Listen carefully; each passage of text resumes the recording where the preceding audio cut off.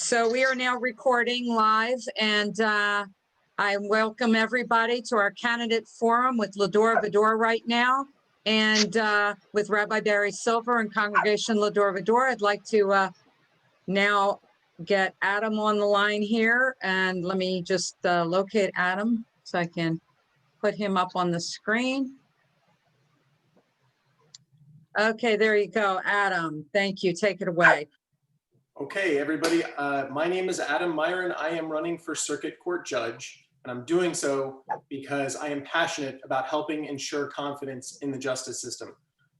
First and foremost, you want in your judges people who are ethical and follow the rules. And as a result, I have to say something in the beginning of my spiel here, which is that under our judicial canons of ethics, I am not allowed to give the appearance of opposing or publicly endorsing any other candidate for office. And so I just need to be clear that I am here on my own, not as a statement of support or opposition to any other candidate who may be on the call.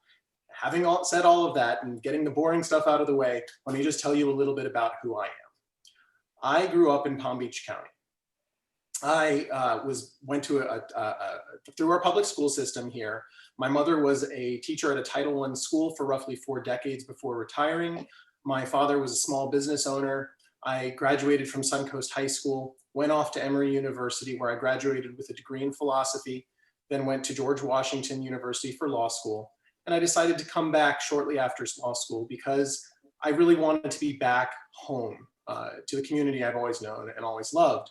And I'm very active in the community. I've been part of a number of professional as well as civic organizations over the years. A number of years ago, I aided Holocaust survivors in the community in applying to the German government for forced labor reparations.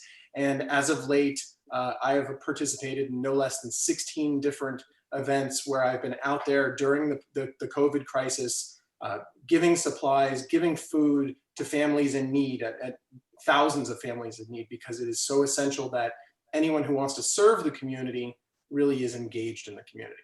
And so that's a little bit about me. I'm now raising my 2 boys, Arthur and Alexander, with my wife, who's also an attorney. Her name is Stephanie Kagan-Myron. That's me on a personal level. On a professional level, I'm an attorney with the law firm of Day Pitney.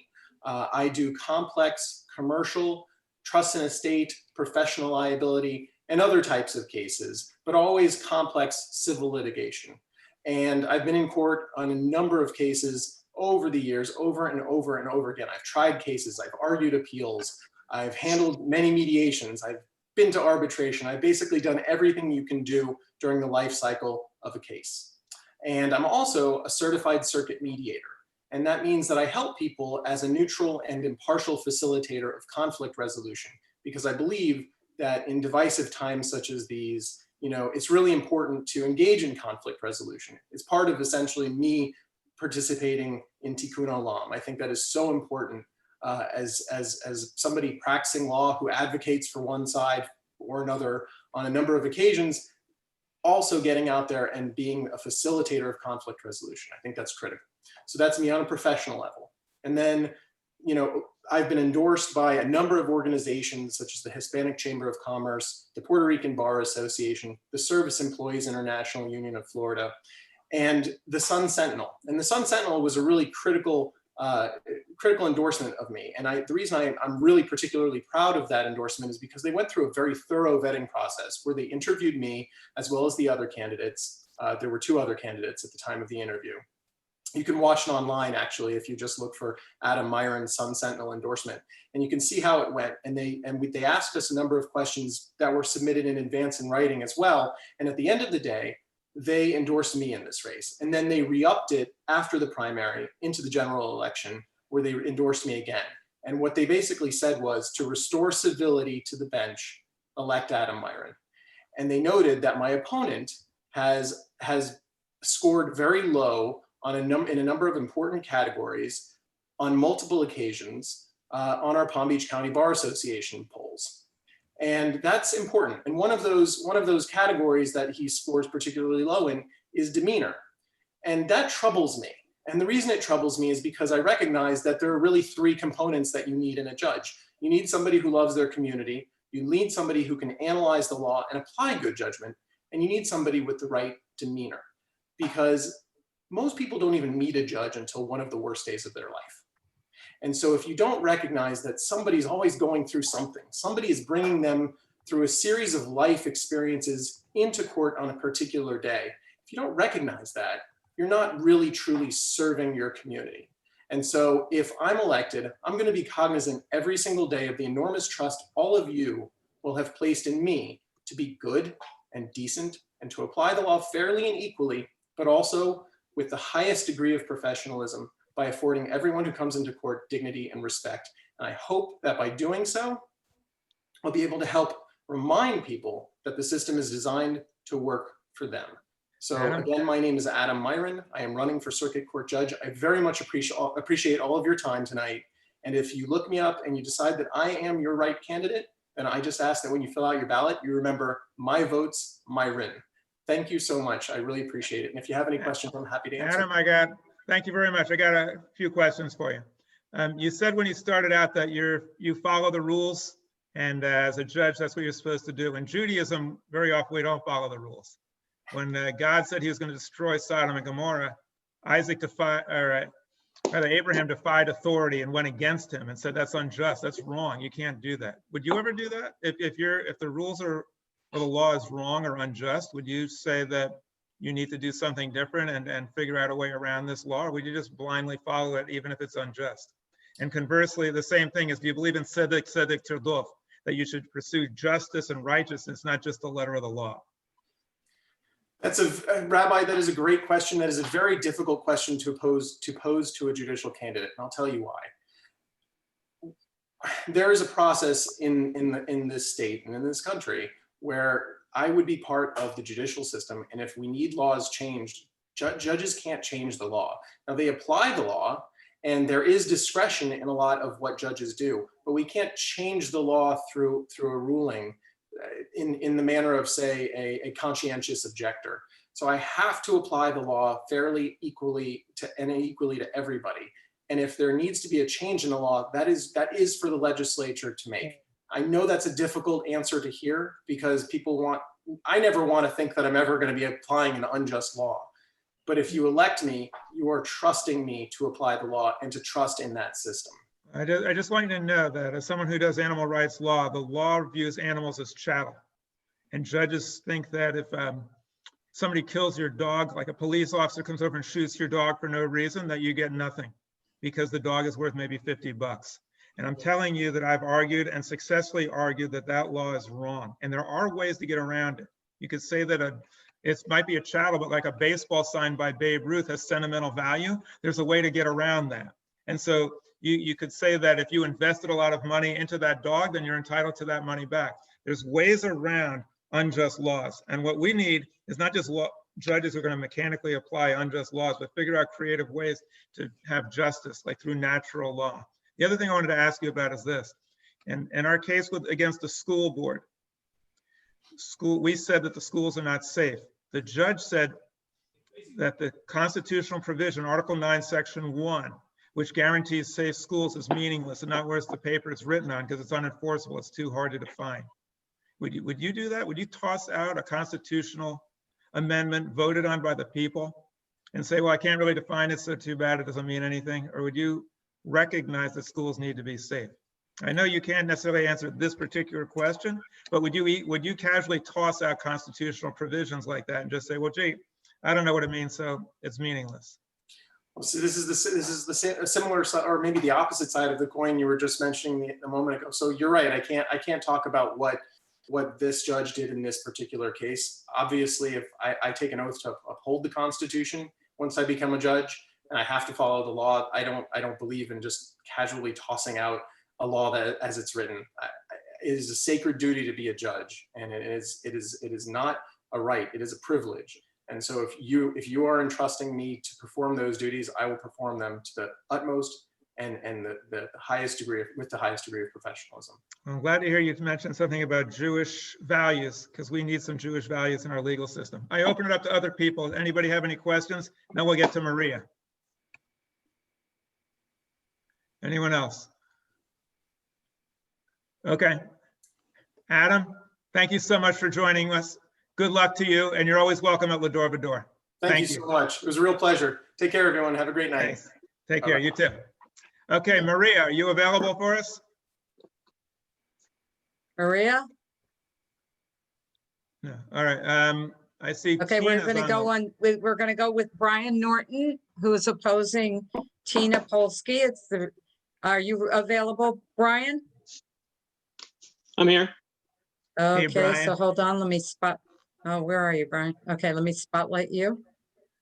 Brian, take a few minutes to talk about yourself, then we'll hit you with some good questions. All right, good. Well, number one, thank you for having me here this Then we'll evening. have Tina. Yeah, I know we've talked previously in the past, Rabbi. My name is Brian Norton. I'm the Republican candidate for the state Senate here in District 29. I'm running because of the fact that for year after year after year, it seems like we elect politicians who tell us what we want to hear and things don't get done. I don't consider myself a politician. I never thought I'd be one who would run for office.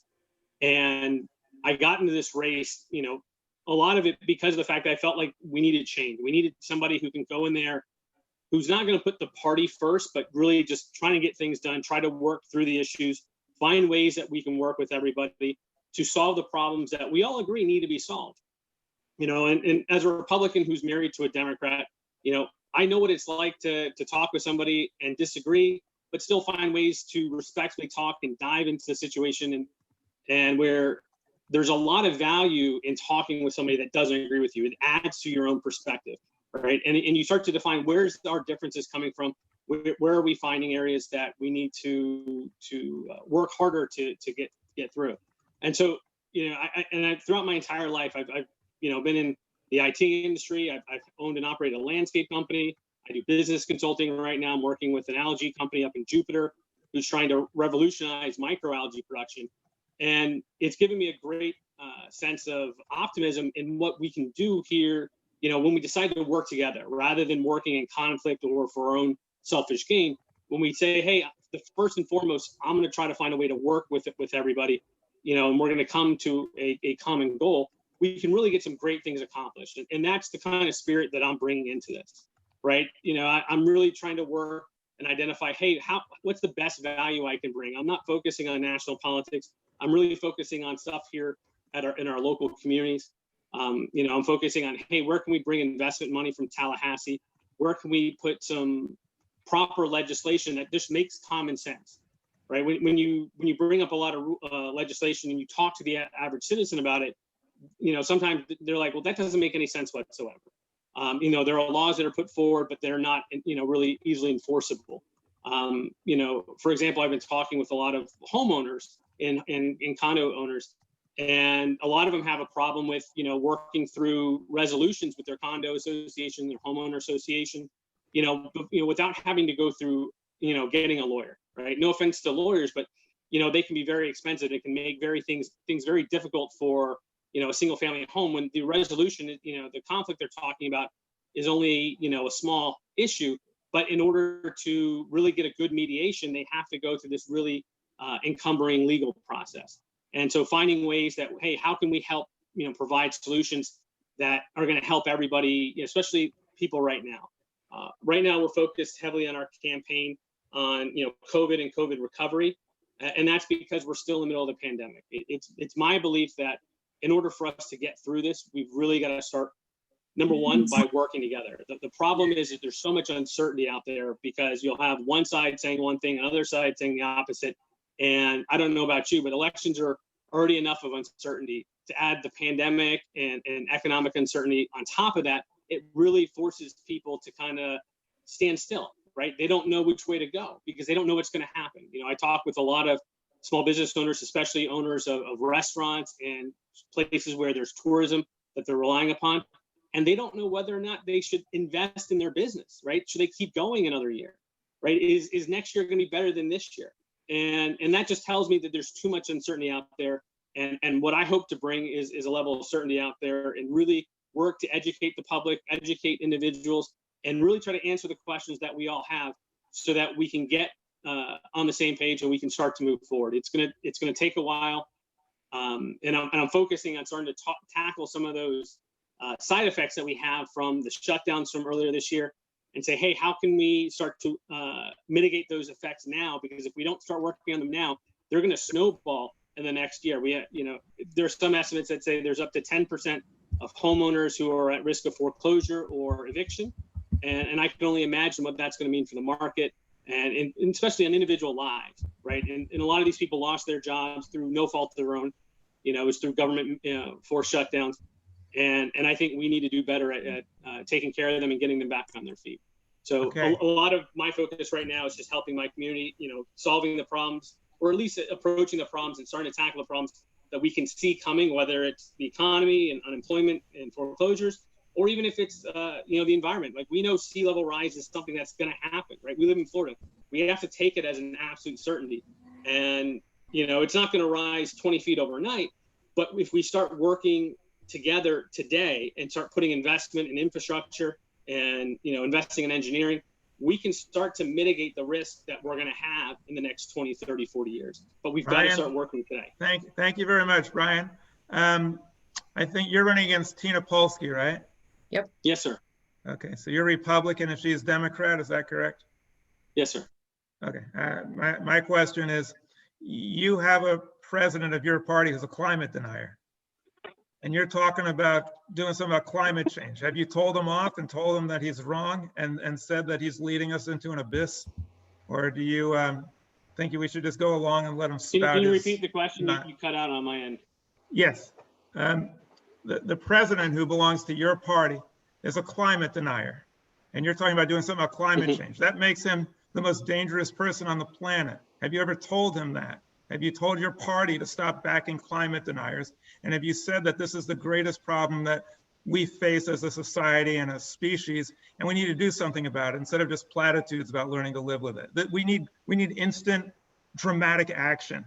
And your party has abysmally failed by denying climate change. Have you done anything about that? And if you're elected, will you do something to stand up to these people who spout nonsense and dangerous nonsense? Yeah, so the first part of the question, I've never met the president. I've never had a conversation with him, so I've never had the opportunity to tell him anything. Well, you're welcome to come with me on our rallies, and you can tell him plenty. Sure. So I will say that, being I'll say a child of the 80s, right? So I went to college in the early 2000s, and climate change was something that we all learned about, and we knew we've taken in and accepted, right? I think you'll find a lot of Republicans, especially around my age, aren't climate deniers, right?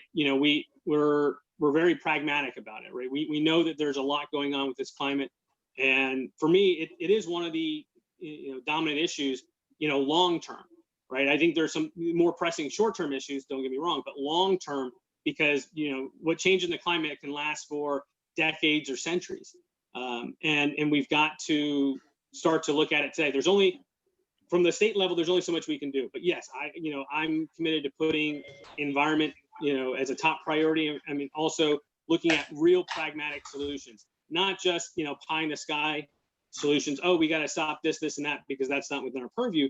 But it's finding a way. How do we move forward, with the situation that we have, and still be able to maintain a good economy, maintain, lifestyle for people, but still work to, whether it's cleaning our waterways, addressing sea level rise, or any number of different environmental issues, because this is the only environment we have, and we have to be good stewards of our environment. I'm also a big proponent of green spaces, adding more green space in our communities, for many different reasons.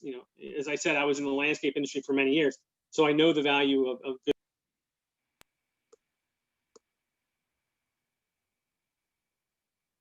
You're back on, no, Brian. Say again? You went off for a second. Oh, I'm sorry. Okay. Yeah. So where did I cut off? We're good. Brian, I'll take that as a no. You're not going to stand up to the president on that one. Well, I mean, I'd be happy to tell my opinion, but I don't know him. Is there anybody else who has some questions they'd like to ask? And then we'll get to Tina Polsky. Okay, let me put it in gallery view. Just raise your hand if you have a question. Okay, Jeff, go ahead.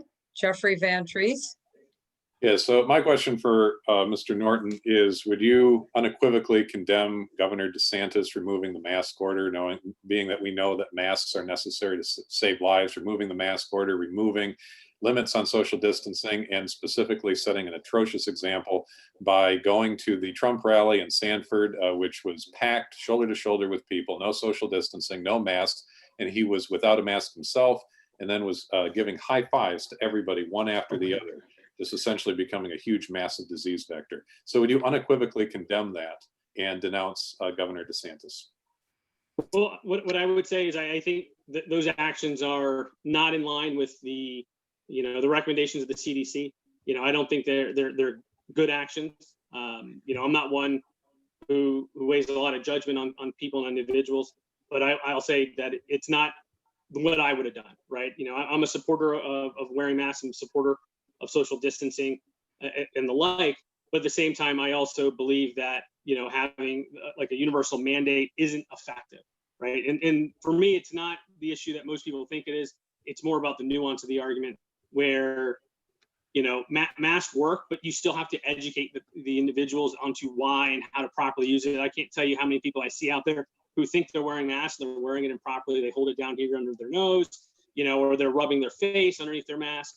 And all those different habits kind of take away from the effectivity of the mask, right? I'm married to an ER physician, so I fully understand the science. I do think masks are important, but I do think it's a responsibility of the government to educate and inform the public, and you have to allow the public some liberty of, coming to that conclusion themselves, right?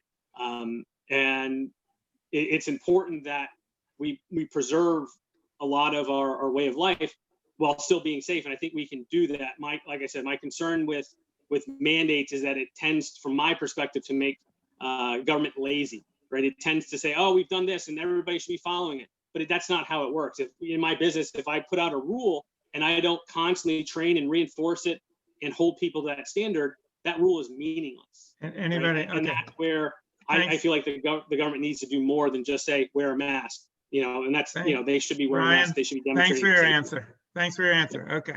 So you're not going to stand up to the governor either, apparently.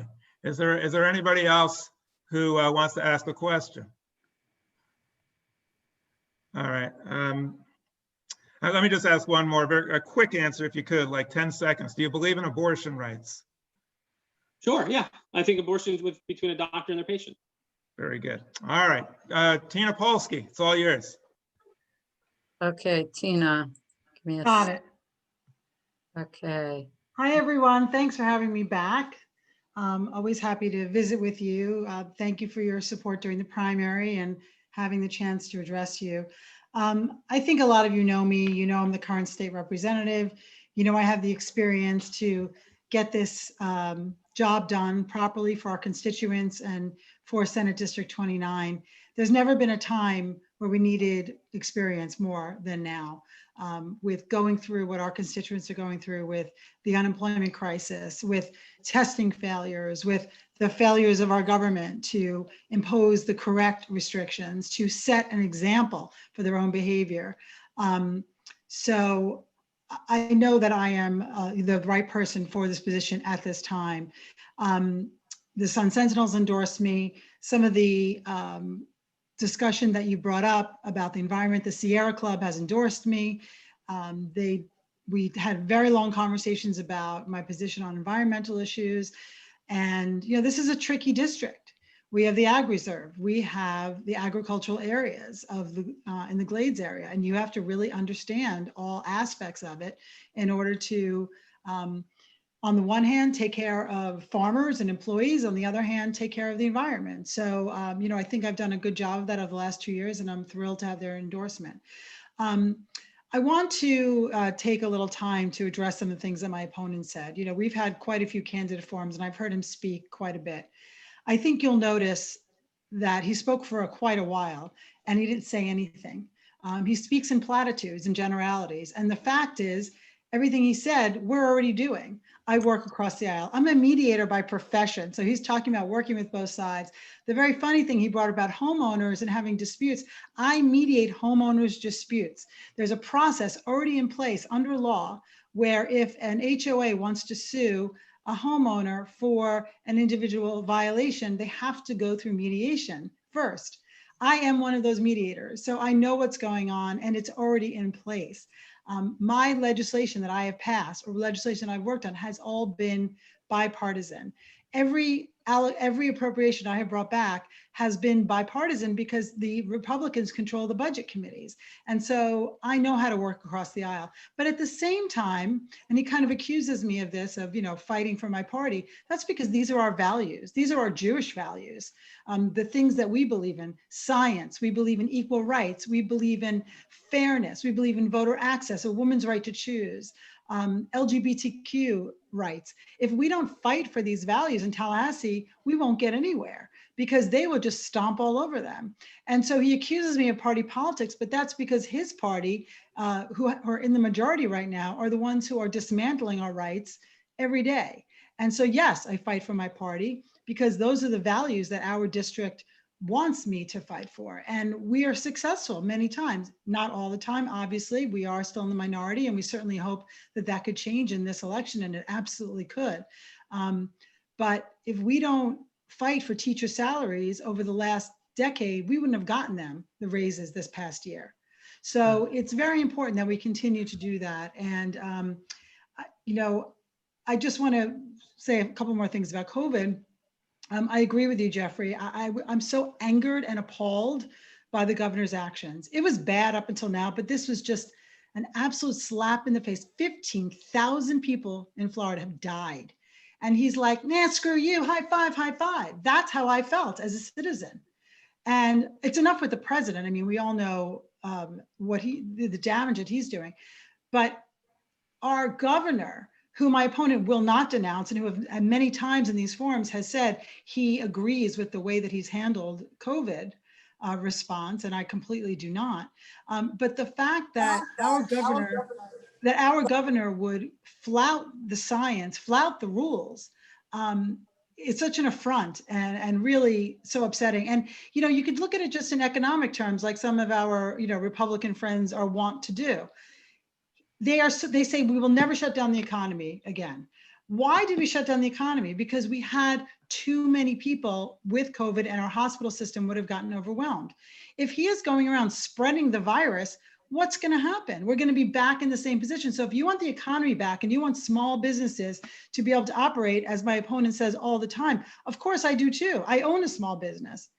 You have to be smart. And so you wear your mask, you don't touch people, strangers at a jam-packed rally. And then if we all behave, they say if everybody wore masks for 30 days, we could eliminate this virus, but they won't.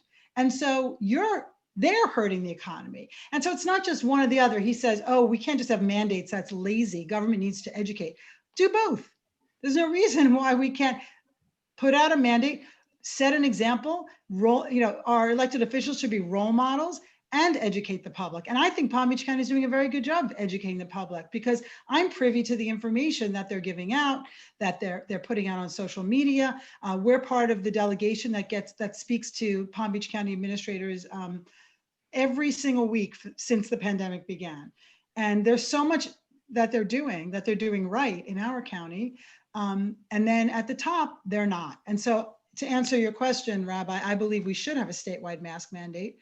And I believe our governor has taken us completely down the wrong path, both economically, medically, and every other way. So thanks for unmasking the unscientific views of the governor and the president. I want to ask you about the schools. The governor says that we should send our teachers back in to the schools. A lot of people think we should go back, but do you agree with sending teachers in who have cancer, who have all types of physical ailments, and not allowing them to teach online? There are vast numbers of schools where every single teacher, dedicated, hardworking teachers, were denied. The entire faculty, all the teachers were denied, no matter what their physical condition. Do you agree with the school board in sending these teachers back into the valley of the shadow of death? Or do you think we should work it out so that people have the option to stay and teach online? So it's a pretty complicated answer. It's a complicated situation. there's a lot of reasons why schools need to open up. And obviously, in order for them to open up, we need the teachers to be there. I have spoken to Florida Education Association. I've spoken to Palm Beach Classroom Teachers Association. I've been endorsed by all of them, including the Broward Teachers Association, who are also part of Senate District 29. And right now, as of this moment, they are comfortable with how they are working out individual teacher situations. I don't think it's on me to say, you know, we should have a blanket rule. I think that's why we have unions to represent the teachers. And, you know, I have to have confidence that they're going to represent the unions. If individual teachers feel that they are not being represented properly by the union, they have great lawyers like you who can, you know, help them with that situation. But I'm not comfortable making a blanket statement like that because I don't have reason to believe either the school district or the union or individual teachers are doing anything wrong at the moment. Let me just share with you that the teachers union is doing something abysmally wrong. They're sending teachers with cancer back into the classroom or telling them to quit. Somebody from a hospital bed was told to go back in. They are not representing the teachers at all. That's why I got hundreds of calls from desperate teachers pleading with me to do something, and to expect a private attorney working out of his house to overturn the school board and the governor is a little much. I mean, I'm trying it, but we need some help, and it is not working out. It's not even close to working out. The CTA has sold out the teachers in order to get along, and it is disgraceful. And I hope you'll join in the effort. Talk to some of the teachers, and they'll tell you how abysmal it is. What do you have to say about the Ag Reserve? Well, do you agree that there should be a complete shutdown of any new development in the Ag Reserve? Because what happens is they say, oh, that's compromise. So they put in a development 1 month, and then a year later another one, and then another one, and before you know it, it's gone. It'll disappear. You can't have agriculture and housing complexes going up. What they're doing now is destroying the Ag Reserve. Will you agree to put a complete halt on any new developments in the Ag Reserve?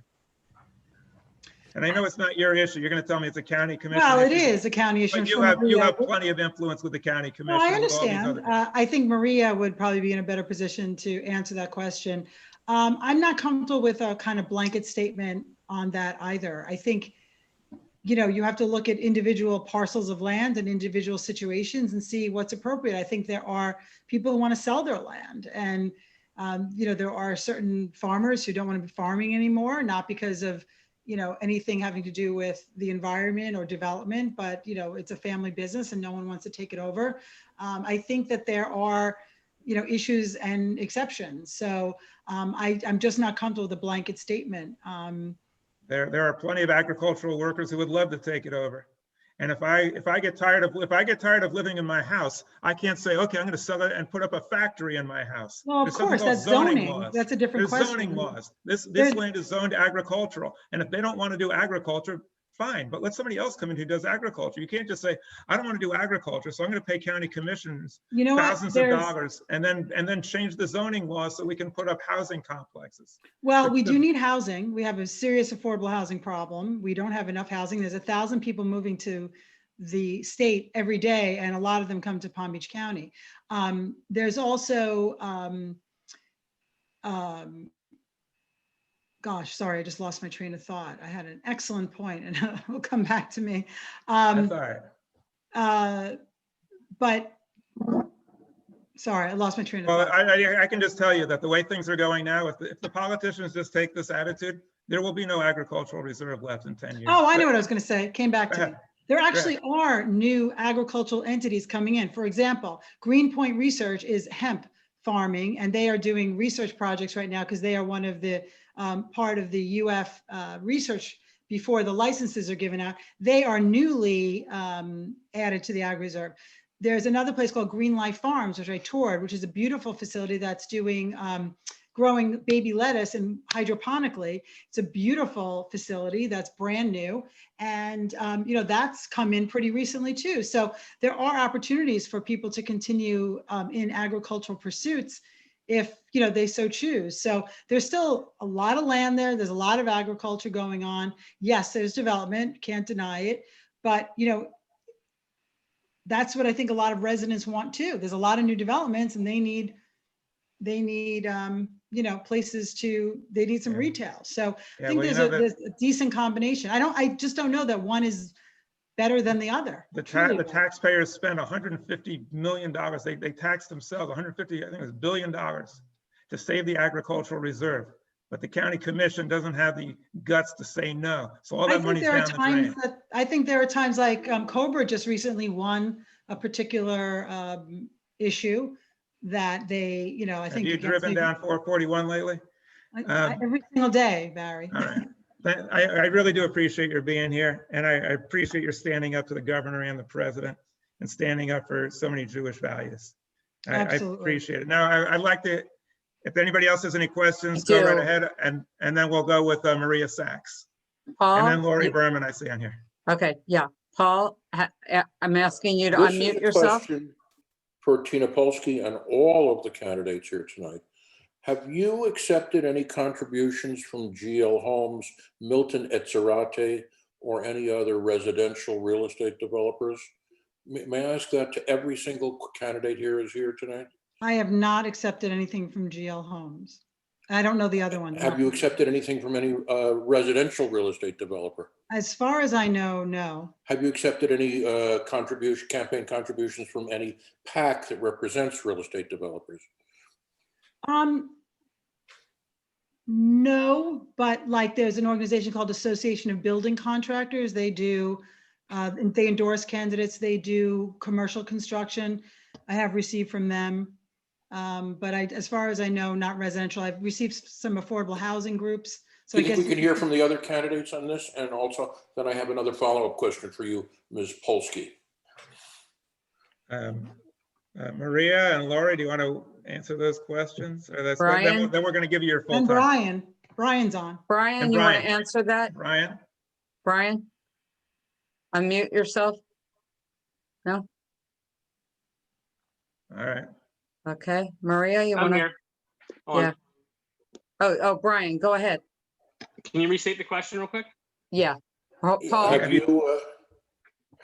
Have you accepted any campaign contributions from Milton Etzerate or anyone at GL Homes or any other residential real estate developer or any PAC that represents residential real estate developers? No. Can we hear from the other candidates, please? I also have not. I've received contributions from the realtors, but not from any developers. Real estate brokers and agents. Correct. Okay. Great. Me too. Maria, Maria, you want to answer that? you can unmute yourself, Maria. Yep. I have received funding from the Realtors Association and from the developers, the construction companies, ABC, and today the Gold Coast builders, and a lot of small contributions as well, but nothing from whoever you mentioned, Milton. GL. GL. Any residential real estate builders or developers, Maria?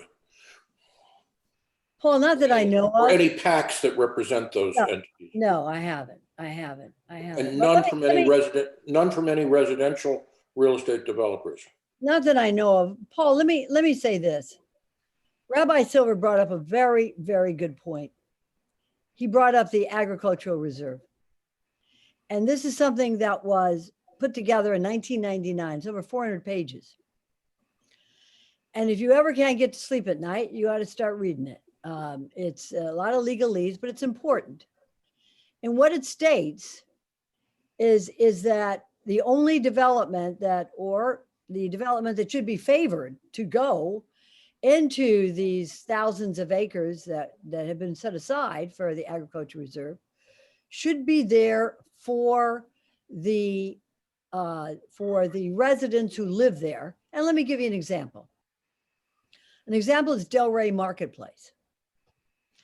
Delray Marketplace is located on Atlantic and Lyons. I probably, if I'd been in the county commission, would not have approved it in the way that it is.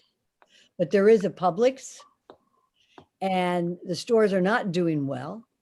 But it was developed there for the use of the people who were living in that area. And that's it. There shouldn't be any Amazon area, Amazon storage units or anything like that. We need to think about development where there's already infrastructure, ladies and gentlemen. Let's get out of the idea of the 1950s suburbs where we have to drive our cars from work. The attorneys here and you, Rabbi Silver, if you lived in the Ag Reserve like I do, I've lived here since 1986 when there was no development around me. Now it's all around me. It's right behind my house. I have GL homes. But the idea of suburbs where you have to get in your car, drive 35, 40 minutes to get to work or to get to court, those days are over. We need to think about development where there's already infrastructure, where there's a train station, where there's buses, so that people can get to work and use public transportation instead of all these gas guzzling cars back and forth, back and forth. On the east side of my property is a turnpike. And I know, and it's public, that there's a 5-year plan to expand the turnpike. So what's going to happen? It's not just more traffic, because as long as you build another road, there's going to be more cars. It's all the pollution that's going to come from all the gas guzzlers. So when we talk about climate change, we got to start thinking about where we want to live. Do we want to live 50 miles from a Publix or from where we work? Or do we want to be able to get into a bus or walk or bicycle and get our groceries that way or go to work that way? We have to start thinking about this because climate change is here. And if we don't, it's been here.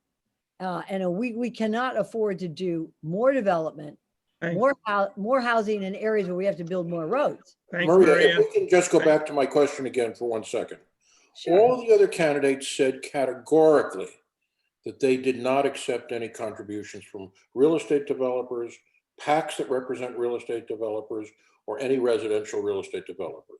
Your answer was not that I know of. Can you check that out and get back to us, please? Well, Paul, I can tell you that I didn't get any contributions from, who was it that you'd mentioned? Milton? I'm not talking about all real estate developers, and I'm talking about all PACs that represent real estate developers. And I included I probably did. GL and Milton Etzerati in that. So could you expand on your answer a little, please? I'll tell you directly. If I did, I'll let you know. I didn't get any from Milt, whoever you said. Just contact Rabbi Silver. He'll be happy to get back to me. No. What I'll do is if you give me your email. Yeah, sure. I already voted for you because you're endorsed by the Democratic, whatever it was. Well, so, but I think I'm concerned about that. I think we should move. I think we should Okay, move on. Paul. I just want to say, Paul, that's an awesome question that you asked. And Maria, Awful. I've never heard any political candidate ever speak so forthrightly about protecting the Ag Reserve and giving reasons why. And I do appreciate that. I thank you for that statement. And we'd love to have somebody in office who would actually protect the Ag Reserve, because it's being destroyed as we speak, as you know. Where are we now? I think we need to go to Maria Sachs, I guess, unless you have more questions for Tina Polsky, and then we're going to go to Maria Sachs. Anybody else? Or are we ready? All right, why don't we go to Maria Sachs? All right, you've already spoken a bit. You don't need to give all your qualifications. We already know you're great, but just quickly sum up why people should vote for you, and then we'll hit you with some questions. Okay, sounds good. I think what I bring to the table for everybody is the experience of so many years working in the state government. We are facing, and those of us who are candidates are looking at coming into an office and doing public service, probably one of the most extraordinary periods of time in American history. We need to understand, number one, how do we keep our people safe? Because regardless of anything else, the most important duty of government is keep us safe. So my first order of business when I get in is to make sure that that our first responders, our nurses, those who help us out in the hospitals have all the proper equipment to protect them, as well as our hospitals need to have enough ventilators and PPPs to protect anybody who goes to a hospital, especially here in Palm Beach County. Number two, we who put ourselves out for public service now need to understand that there is going to be a real a question of how we rebuild an economy. And I don't want to go back and do it the old way. I think we can do it a new way. I think that we can use more remote and digital meetings to set up so that we can stop the driving back and forth, and we can use our technology in a more innovative way to help with climate change as well as to help with education. So I look forward to working with all of you, and I welcome you to talk to me and reach out to me. I'm here. If you have any ideas on how we can rebuild our economy, not looking at the old ways, because I think we've turned a corner now, and I think we're going to be looking at some great innovation. So what I bring to the table is state experience. I still have good connections in the Florida Department of Transportation, as well as the professional response, the Department of Professional Business and Professional Responsibility. We have to be able to we have to be loud enough and strong enough to bring that state funding back home to where we live. And we've got great senators and great reps. I'm going to help them from the county commission, because I've got those guys on my speed dial, and they need to help us here in Palm Beach County. We also need to pull down federal funding. I did that with the veterans. I started I did a lot of laws for veterans, but one of the things I'm most proud of is that our Palm Beach County Lake Worth campus is an office set aside for veterans to help them with mental illness, help them get to learn what funding they can get from the federal government to help them in their education. And when I talked about the ABC and all the construction companies, I want them to mentor some of our students as apprentices, those students who may not want to go to college. There's a lot of boys who don't really want to read Shakespeare at 17 and 18 years old. They want to work on cars. They want to do construction. They want to do computer coding. And I want to make sure that we are tech ready for this new technology that's going to come to Palm Beach County, and that we invest in our students to have them be ready for the jobs, so we don't have to import labor. We have the best labor right here in our students. Thanks, Maria. I Thank you. have a question for you. Do you have the school board on your speed dial? And if so, will you tell them to stop sending teachers into an incubus for disease if they have vulnerabilities and spouses with vulnerabilities? Will you stand up to them? Because what they're doing is a disgrace. We have hundreds of dedicated, wonderful teachers who are forced to quit or die. And we need people. Will you stand up to them and to our governor? Oh, I'll stand up to, first of all, I don't have any favors from the governor. I'll tell you that. And I'd be more than happy to stand up to him as I stood up to the others. However, with the school board, this is something we all have to get involved with, because, Rabbi, these are our children and these are our teachers. And there is no reason why they have to have that kind of choice. Either, go to work and suffer from getting COVID or bringing it home. And our kids, there was an article in the paper about you about this, but there was a picture of a first day of kindergarten, a little boy. He was sitting there and he had a mask on, and he looked up at the camera, and it was just a face of fear and confusion for our kids. Look, this is our greatest treasure, is our kids, our education. And I'll be more than happy to work with Frank Barbieri, the school board. I'd be more than happy to work with Katz, who's the head of the CTA. CTA has given me their endorsement, and I will certainly work with them. We've got to make some changes. And part of what you talked about in the lawsuit is we got to make these changes. We cannot do business as we've always done before. And now's the time to execute those changes. Thanks, Maria. I just want you to know that working with the CTA and the school board won't work. They're on the other side. They're sending teachers back in and they're adamant. We don't need people to work with them. We need people to stand up and oppose them, because what they're doing is immoral and it's wrong. They're following the governor and the president and sending teachers back in who are very, very compromised physically, and they could have worked it out so that those teachers could have taught remotely, but they didn't bother trying. But thank you very much, Maria, for your, anybody have any other questions for Maria? Then we got Lori Berman on. Anybody else? All right. Maria, thank you so much. It's Spanish Heritage Month, so I'll say muchas gracias. Sí, come no, Yeah. obrigado, sí. Muchísimas gracias. Now we got Lori Berman. Tell us why people should vote for you and give us a little background. Okay, so I have been in the legislature now for 10 years. I was a state rep for 8 years, representing parts of central Palm Beach County. And for the last 2 years, I've been the state senator representing this area in central Palm Beach County. It's basically Delray to Lake Worth, the ocean, mostly to the turnpike, a little bit to west of it to 441 in the Delray Boynton Beach area. I have worked really hard to bring money to Palm Beach County, to get appropriations for Palm Beach County. We have worked, my office has helped thousands of people with constituent issues, especially now with the unemployment crisis in the state.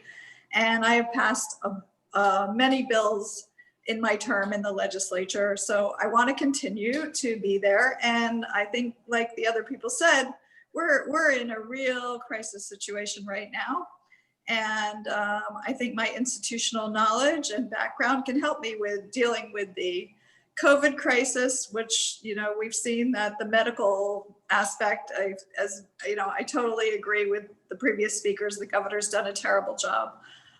Unemployment, like I said, horrible. Our economic crisis, our businesses are closing. We still have our existential crisis of climate change, which we're seeing with hurricanes and increased fires. And, you know, certainly Florida's ground zero. So I continue to work on sea level rise issues. And I'm a big proponent of renewable energy. We have never, which we've had, but we're finally really facing up to it, is the racial injustice. I've been holding panels once a month with a very diverse group, and it's been great. And we're putting forth a lot of ideas. Palm Beach County is going to have an office of diversity and equality and inclusion. I'm going to be filing a bill that the state of Florida has that same program. So we're really working hard on that issue. So I'd love the opportunity. I hope all of you will vote for me to go back. And just as an aside, my opponent, her main platform is in support of school vouchers for private schools. And that is the exact opposite of what I support. Thanks, Lori. Who's got some questions for Senator Berman? Yeah, let's put it in gallery view so we can see. Yeah. Emily. Anybody? Oh, Emily, go ahead. Unmute yourself, Emily. Well, I just want to say it's good to see you. I always appreciate your representation and your personal touch. So keep up the good work. Thank you. And it's great to see you. And I follow you always on Facebook. So I'm always Thank you. watching what's going on. Thank you. Anybody else? Okay, Jeffrey Jeff, Van Treese. go ahead. Yeah, so this question, I guess, could be generalized to anybody, but I'm just kind of wondering if anyone in the Florida Senate or Florida House would consider a bill that would increase contact tracing, which we so desperately need here in Florida. Also, also, there's all these lots of people out of work, which we talked about. That's a relatively easily trainable, doesn't require an enormous amount of background in order to be a contact tracer. That could put people to work right away, at least a lot of people, because we so desperately need it. So I wrote a letter to the governor, I think it was June 5th, and I asked the governor to form a committee, which we call the TTSI committee. And I got the idea from talking with some people at Harvard University. The committee would do, the T would be testing, tracing, and social isolation. I never heard a thing back from the governor. No response. We even followed up to make sure that they received it, and they said yes, they received it. The testing and tracing and isolation have been horrible in this state, and I totally agree with you. I've had people calling my office, constituents, saying, I want to volunteer to be a contact tracer. Who do I get in touch with? And basically, the Department of Health, who we have weekly meetings with, has told in Palm Beach County, has told us that all the tracers are coming from the state and they can't hire people. And, you know, here's people who want to volunteer and give their time. Now, they do claim they have people who are doing it. When you do talk to Dr. Alonso, she'll tell you that they are tracing, but I don't think it's enough. And you know, if we have a surge, which I'm fearful that we will, then it's really going to be worse. So I can't agree with you more than 100%. I mean, this has been horrendous, and we've done a terrible job on all those issues in the state. Well, Lori, apparently the governor agrees with you, because you asked him to try to move forward on isolation, and he remained in isolation and decided not to have anything to do with you or anybody else. Yeah, on the screen. Good question. Anybody else? I see Yes, Stephen Silverberg. Stephen Silverberg has his hand up. Unmute yourself, Stephen, please. There we go. Thanks, Ms. Berman, for answering my question. Why don't we have any testing in the schools? What kind, you mean testing for COVID? Is that Correct. what you're talking? Point My of, understanding we do. I was No, we told don't. last week at our telephone call that we're getting the rapid testing in the schools. Now, Yeah. maybe it's not in place yet, but we were told that they are going to have it in the schools, and that if a child has symptoms, they're not going to have to send them out, which is what they have been doing now, and say, call the parent and say, go get a test. Supposedly, they're going to have the rapid testing in the school. We have a meeting tomorrow morning with the Department of Health, and I will follow up and ask that question. But we've been told that it's going to be in the schools. That's what Were we you were told. were you told what decade that would take place? And also, has the school board considered that they should not be sending people back into the classroom until the testing is in place? Maybe you could talk to the Department of Health about that, because Supposedly, they're sending the students home until they get a test. That's what we were told. no, you're told that's not true. Don't believe anything coming out of the school board. If a kid Well, is sick, We're they're being sending told them. this from the Department of Health. That's where that's my Well, contact. I know from talking to teachers, if a child is sick, they send them home and they don't test. If they want to, they have an option of getting tested, but otherwise they just send them home, and you never know.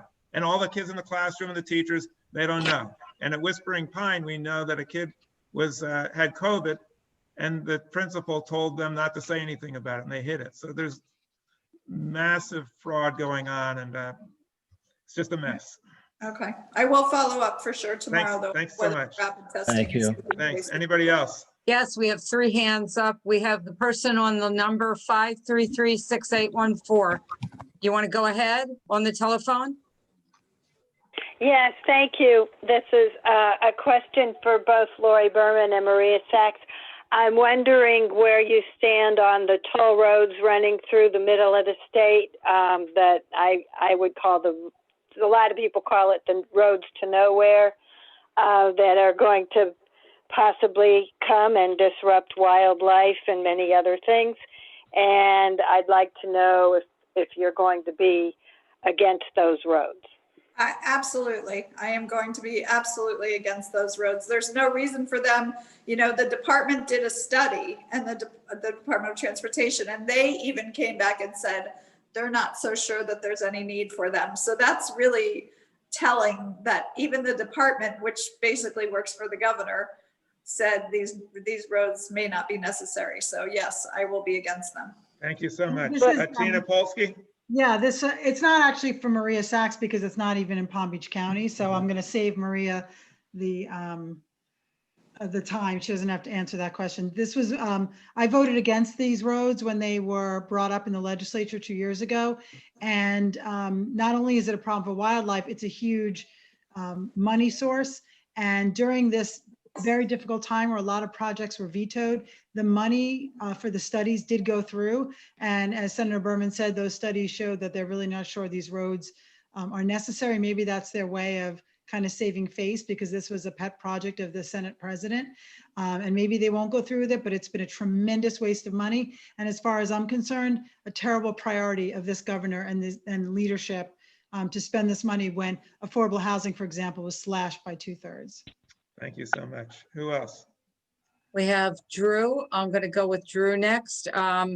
Drew, can you unmuted? Okay. Yeah. Go ahead, Drew. Yes, can you hear me?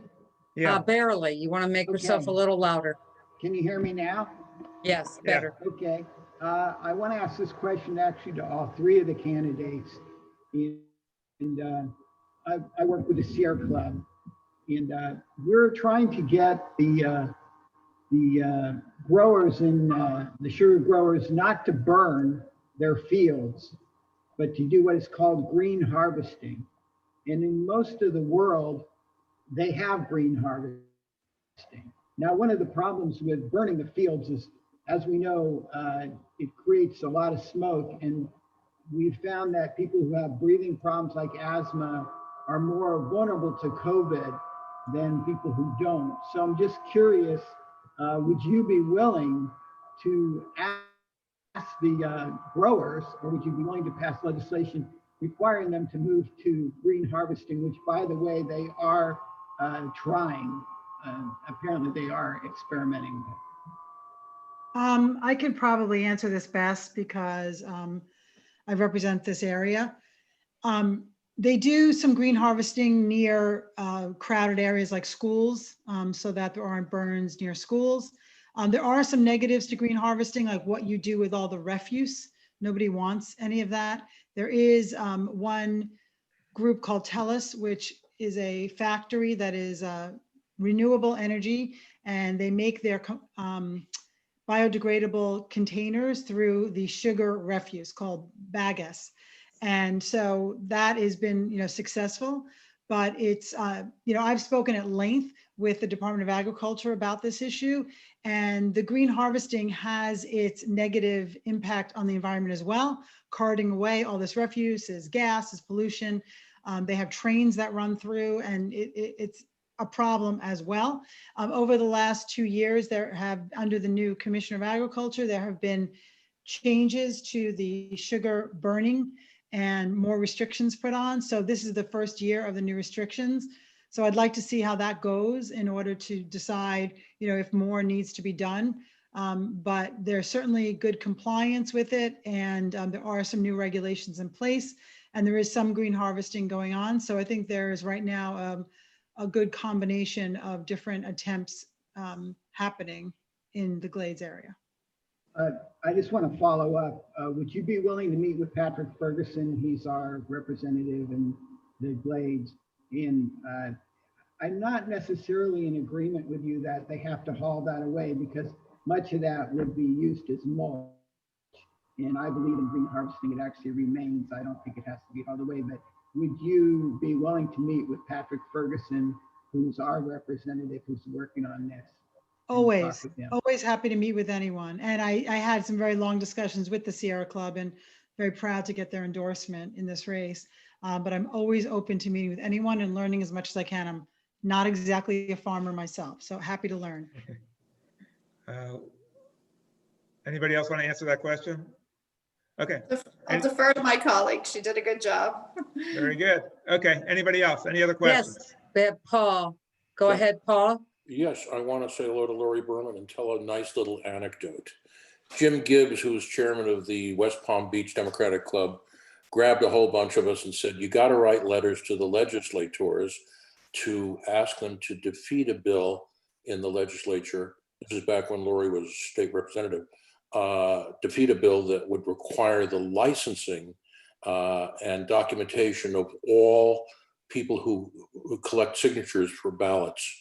And so I wrote letters to about 15, and Jim said, you have to write these in your own handwriting.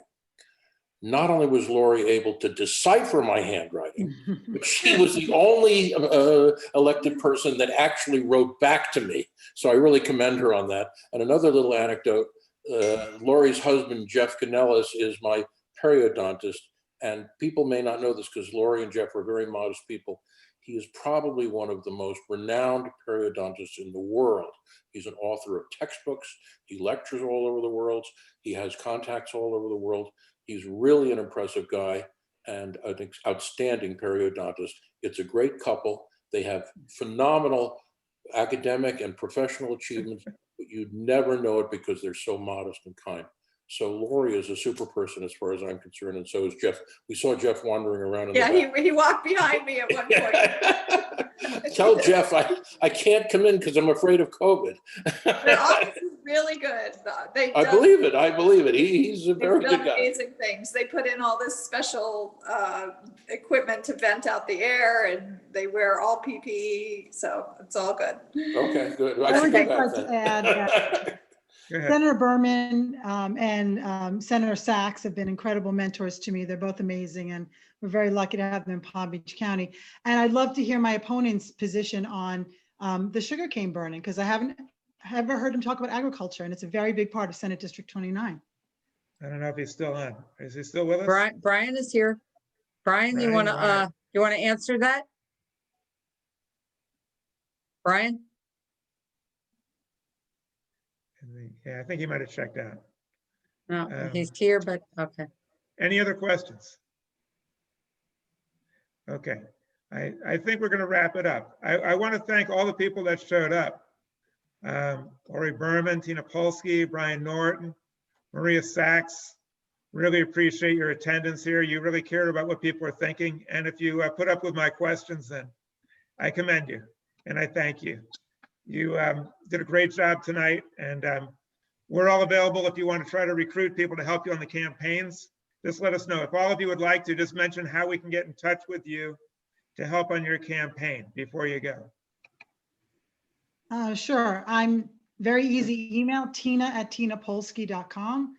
And my website is tinapolsky.com. Thank you so much. Who else? And I'm the same. I'm exactly the same. Lori@loriberman.com, and my website is www.loriberman.com. And I did just want to say that Maria has very much been my mentor, and I'm excited to be working with her again, hopefully starting in November. And I know we will, all of us, and Tina, I'm so happy to hopefully very shortly be welcoming her to the Senate also. And I know we will all be a really great team for Palm Beach County. So looking forward to representing all of you. And like Paul said, my office is here for you. We're all here for you. And just get in touch with us if you have any questions or issues. Thank you so much for organizing this. Maria, do you want to respond to all those accolades that you received? Are you still with us? I think she might have checked out also. She had different things to do, but thanks a lot, everybody. We'll be in touch. Thank you. Bye-bye. All right, thank you.